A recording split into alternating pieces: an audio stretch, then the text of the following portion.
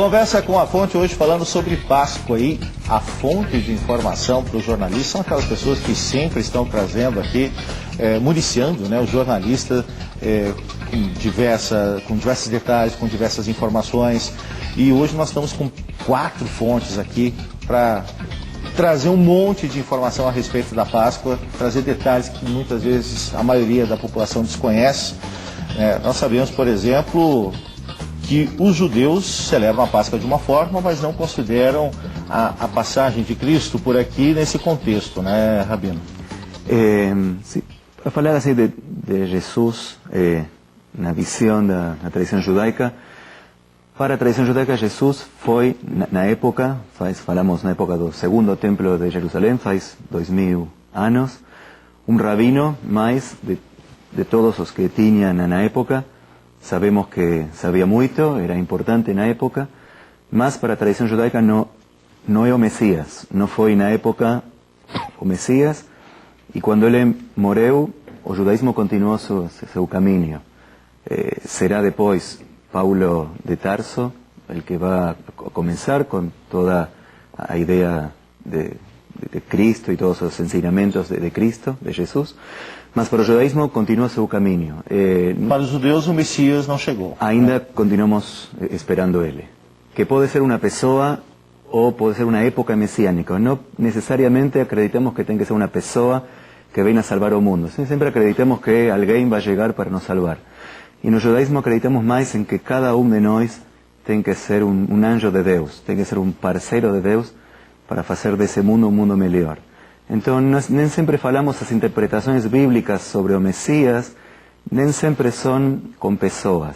Sabemos de alguns profetas que falam, mas na verdade são visões e cada pode interpretar os textos de diferentes de um jeito diferente. Então, muitos acreditam em uma época, uma era messiânica, uma era de redenção, onde todo vai ser uma paz no mundo todo. Por uma questão de curiosidade aqui, a Páscoa, tanto para os católicos quanto para os judeus, é um momento de reflexão, até muitas vezes de renovação, a purificação durante a quaresma, né, a busca da purificação. Para os muçulmanos existe uma época também, uma celebração parecida? Nós temos, assim? Sim, nós temos várias datas no calendário muçulmano, nós vivemos o ano inteiro baseados em um calendário religioso, todos os meses têm datas importantes. As mais importantes seriam o mês de Ramadã, né, quando os muçulmanos terminam o jejum, né, de 30 dias. A peregrinação também à cidade sagrada de Meca, também é uma data importante. Mas há muitas datas com relação ao nascimento dos profetas e ao falecimento dos profetas que são celebradas na religião islâmica. Né. Então, a vida de uma religião está no calendário dela. E o calendário não é uma vez por ano ou datas esporádicas. O ano todo o fiel deve estar vivenciando a sua fé nas datas religiosas e conhecê-las, saber o que elas são. Né? Eu deixo a pergunta, quantos cristãos sabem de chocolate, né? No número 23, ou sei lá o que? Né? Não desmerecendo o mérito de ganhar o ovo de Páscoa e tal, mas o sentido da vida de Cristo. Né? Cristo morreu e foi ressuscitado, isso é dito às crianças? Isso é colocado em família? Ou se só se fala no chocolate do ovo de Páscoa? Então, eu deixo aberto aqui aos participantes, porque acho que o filósofo pode ajudar a gente aqui agora.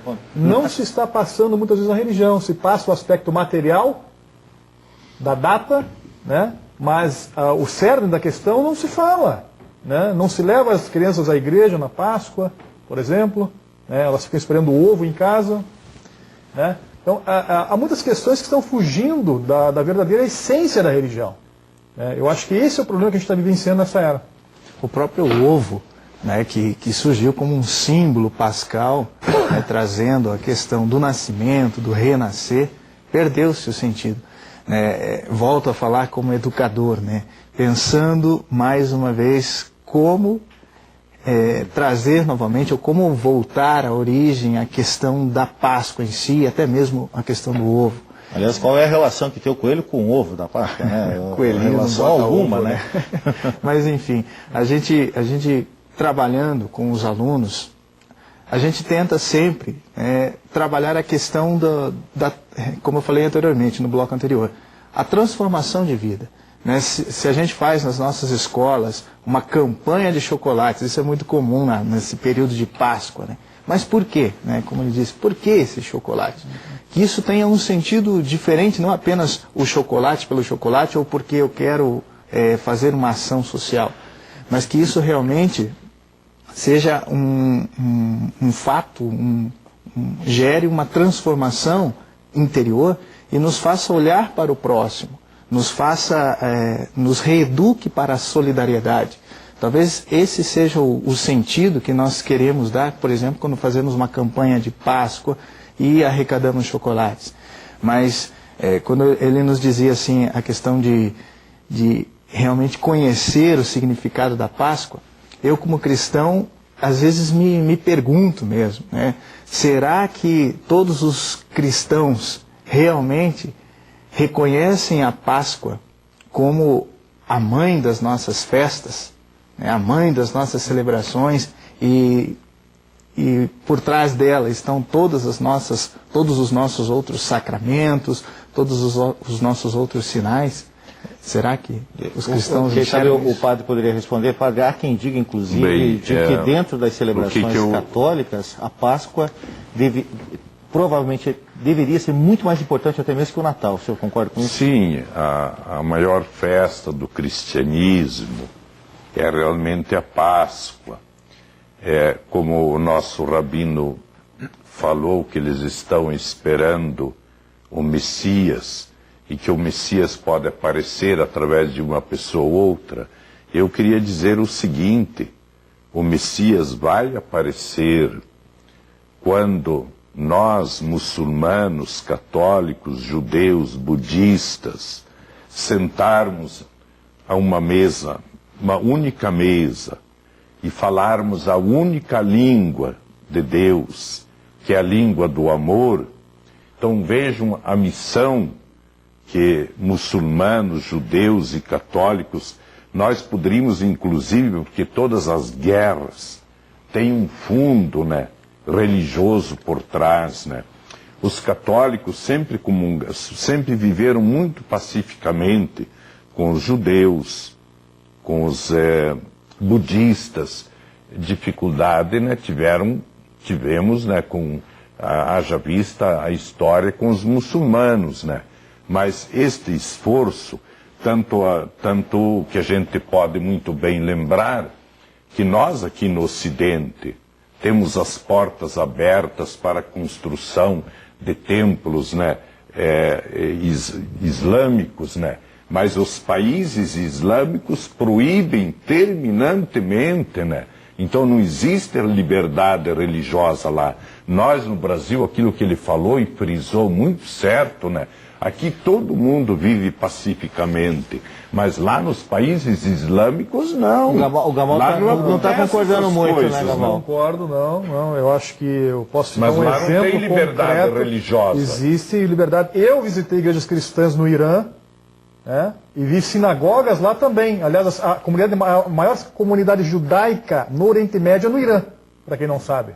Né, o Rabino está aqui na minha frente, ele pode me desmentir se for mentira. A maior comunidade judaica no Oriente Médio está no Irã. Né? Então, para dizer que não existe liberdade religiosa, de forma nenhuma, não concordo de forma nenhuma. Talvez o que aconteça seja uma intolerância por parte de alguns. A Constituição está bem clara, foi lá. A Constituição de vocês não permite. Né? Nós aqui, né, somos muito claros, né? Os judeus devem ter. Todo mundo aqui, liberdade religiosa garantida pela Constituição. Lá não, lá não. No Oriente Médio que o senhor vê textualmente as igrejas lá. O Líbano está permeado de igrejas.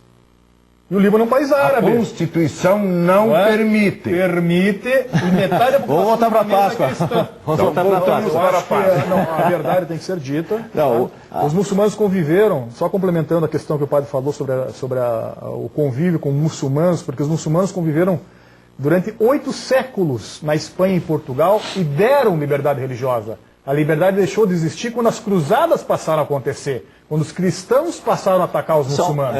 Aí sim a liberdade religiosa terminou. Mas durante 8 séculos, os muçulmanos permitiram o convívio pacífico com cristãos e judeus. Inclusive, estudavam a ciência juntos. Agora, nesse contexto que o padre acabou colocando e que nós tivemos esse pequeno debate, o padre falou que existe a possibilidade da gente, de repente, chegar ao Messias quando todo mundo se sentar à mesma mesa. Seria a era messiânica que o senhor colocou, Rabino? Sí, con diálogo y con conversas entre los religiosos se puede conseguir esa era mesiánica. Y es lo que Deus está, si es que Deus espera alguna cosa, es lo que está esperando. Él fez un mundo para que todo, muy grande para que todos, con lugar para cada uno ter su religión, su fe, mas los últimos 2000 años no nos hemos entendido muy bien algunas tradiciones religiosas. Y continúa até hoje. Infelizmente, tem alguns problemas ainda. Ainda tem. Mas o Deus é o mesmo Deus para todos. Diga, Então padre. eu tomo a liberdade de perguntar para o rabino, para o filósofo e para o, com todo respeito, qual que é a religião de Deus? De qual religião Deus gosta mais? E não, Me responda. não tem, não. O padre complicou agora. Não, eu sempre complico o centro do gramado. Cada tradição religiosa tem uma parte da verdade, nenhuma religião tem a verdade. Não, eu perguntei da qual Deus gosta mais. Não sabemos, Deus Então não sabe, Deus. pronto. Deus é só uma energia criadora que criou o mundo e o homem fez um monte de coisas com esse mundo que Deus criou, escreveu textos e começou a pensar como Deus conseguiu fazer esse universo. Todas as religiões vão ser salvas ou só o judeu e o muçulmano? O católico vai para o inferno? Todos os seres humanos. Não, espera um pouco, né? Porque eu quero dizer o seguinte, a religião, uma pena, né? A religião não salva ninguém. Todas as religiões deveriam ser instrumento de humanização, de fraternidade, de criar laços humanos. As guerras iriam desaparecer, mas nós não fazemos um papel muito bonito nesse sentido.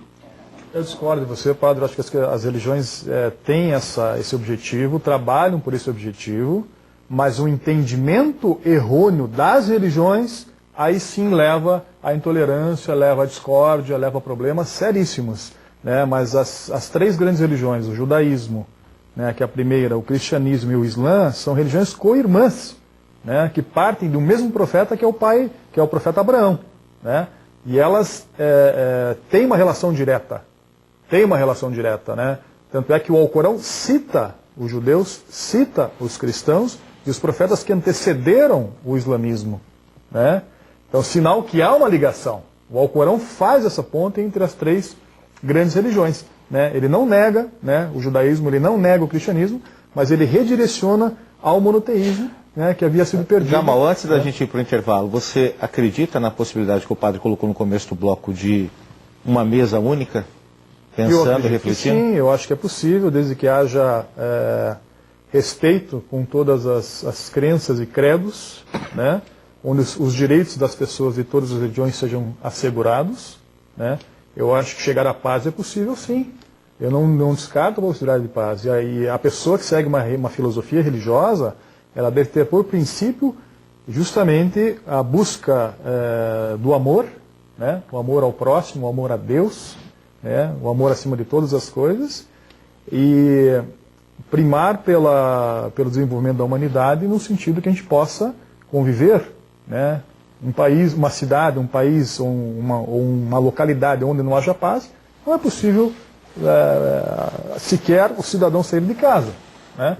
Então, a paz é a base de tudo. A sua tranquilidade espiritual, o seu equilíbrio é fundamental. Ok, bom, eu falei aqui no meio do bloco, né, qual é a relação direta entre o coelho e o ovo. Claro que tem sua simbologia, cada um dos dois tem o seu significado dentro do contexto de Páscoa, né, mas eu estava fazendo essa relação inicialmente ali só para deixar claro em relação ao comércio, tá? A gente vai para o intervalo, daqui a pouquinho a gente volta falando mais sobre Páscoa aqui no Conversa com a Fonte. Um minutinho só.